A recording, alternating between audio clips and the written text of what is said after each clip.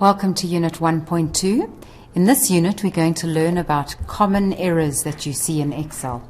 So let's start with the div error to start off with. Over here, I've got two columns of numbers, and I'm going to go equals that cell divided by that cell. Perfect. I get my answer, I copy down, and you'll see you get a div error there. All that means is it's saying 60 divided by there's nothing in there, which is impossible. If you just put something in there, it would correct itself. This is usually obviously because you haven't captured the data for that month or something to that effect. So if you see a div/0, it just means that you are dividing by 0.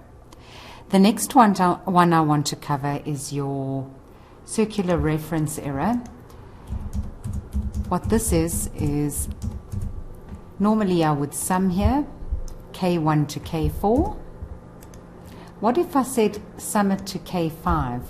That means I'm including the cell where the answer is going, where I am standing now. I'm including it in the sum. And that means that it's doing a circle on itself. So it won't allow me to do it, and it will cause it to calculate incorrectly. Okay, so let's click on OK. And you'll see even down here at the bottom it tells me circular reference K5. And all I would need to do, of course it's zeroing out because it can't do it, so let's edit it and just change it back to K4. That is what a circular reference is, when you're including the answer cell in the formula. The next one I want to cover is the Reef error.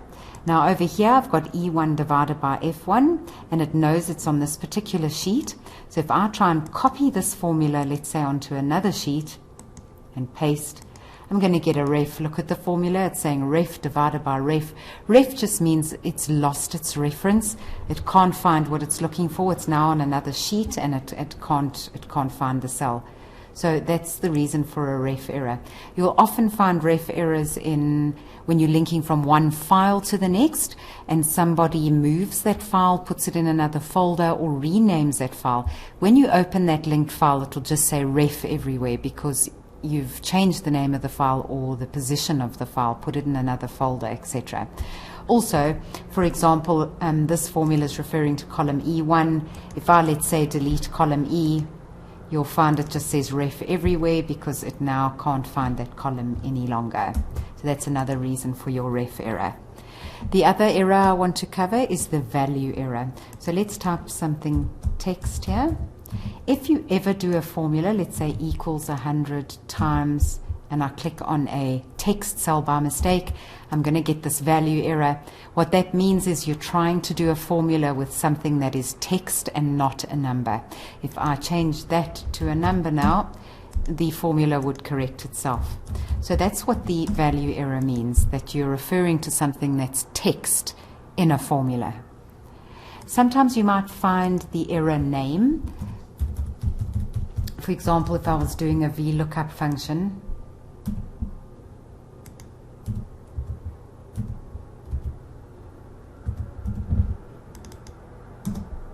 you'll see name. What that generally means is you've spelt the name of the function incorrectly. Can you see I have two V's here? I just need to take one out. Okay, this is a typical NA error that you'll see in a VLOOKUP, which I'll explain now. Name means you've spelt the formula name incorrectly. To do a more simple one, let's do a sum. Again, I've spelled sum with two M's instead of one. The other error I want to speak about is the last one, which is your NA error. We haven't done VLOOKUPs yet, but let's say I was matching up on branch code here. And I'll go VLOOKUP on that code. Go and look up over here. Return the second column exact match.